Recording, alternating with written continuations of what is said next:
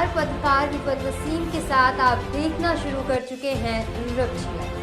सीधे नजर खबर पर। लोजपा में बंटवारा हुए काफी वक्त हो गया है, लेकिन पशुपति कुमार पारस और चिराग पासवान के बीच अभी भी रामविलास पासवान के राजनीतिक विरासत को लेकर जंग जारी है। जी हां, एक तरफ चिराग पासवान जहां जनता के सामने जाकर खुद को रामविलास पासवान का राजनीतिक उत्तराधिकारी बता रहे हैं, तो दूसरी तरफ पशुपति पारस भी इसी मुद्दे पर कई बार बयानबाजी कर चुके हैं। इसी कड़ी में उन्होंने एक बार फिर चिराग पासवान के खिलाफ जोरदार हमला बोला है। आपको बता दें कि केंद्रीय मंत्री पशुपति कुमार पारस ने एक बार फिर लोक जनशक्ति पार्टी पर दावा करते हुए बड़ा बयान दे दिया है।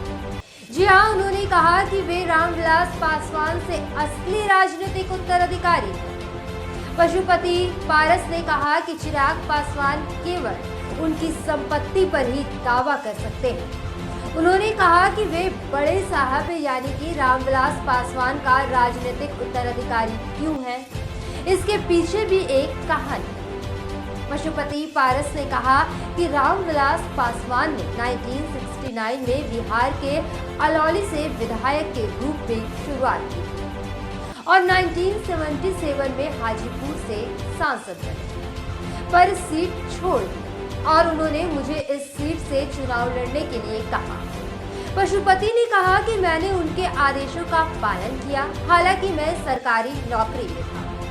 इसके बाद केंद्रीय मंत्री पशुपति पारस ने रामविलास पासवान के राज्यसभा जाने की घोषणा के बाद 2019 के लोकसभा चुनाव में अपनी संसदीय शुरुआत की। पशुपति पारस ने कहा कि बड़े साहब के आग्रह पर मुझे दिल्ली जाना पड़ा, हालांकि मैं इसके लिए बहुत उत्सुक नहीं था। उन्होंने कहा कि मैं शुरू में चुनाव लड़ने के लिए इच्छुक नहीं था और मैंने यहां तक सुझाव दिया था कि बेटा चिराग या भाभी को हाजीपुर का उम्मीदवार बनाया जाए। पशुपति पारस ने कहा कि मैं बिहार में बहुत अच्छा समय बिता रहा था और नीतीश कुमार सरकार में एक मंत्री के रूप में सेवा कर रहा था, साथ ही लोजपा की राज्य इकाई का नेतृत्व कर रहा था, लेकिन बड़े साहब जिद पर अड़े थे। उन्होंने कहा कि ये भी संयोग ही था कि रामविलास पासवान की जयंती के दिन उन्हें गृह मंत्री से केंद्रीय मंत्रिमंडल में शामिल किए जाने के बारे में पता चला। पशुपति पारस ने कहा कि संसद के अंदर भी मुझे वही सीट आवंटित की गई है जिस पर वे केंद्रीय मंत्री रहते थे।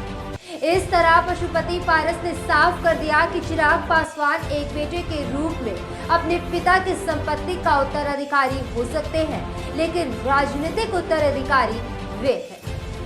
अब देखना यह है कि चिराग पासवान इस पर क्या प्रतिक्रिया देते हैं। अगर आपको हमारे वीडियोस अच्छे लगते हैं तो इसे लाइक करें, ज़्यादा से ज़्यादा शेयर करें और रपची लाइव के साथ बने रहने के लिए रपची लाइव को सब्सक्राइब कर लें। धन्यवाद।